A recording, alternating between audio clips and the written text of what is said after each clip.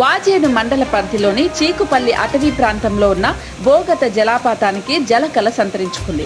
ఎగువ ప్రాంతాల్లో కురుస్తున్న వర్షాలకు గుట్టలపై నుండి వర్షపు నీరు బోగత జలపాతానికి చేరటంతో ఉధృతంగా ప్రవహిస్తోంది. పచ్చటి కొండల నడుమ 50 అడుగుల ఎత్తు నుండి జలధారాలు నేలకు రాలుతూ పర్యాటకులను మంత్రముగ్ధులను చేస్తున్నాయి.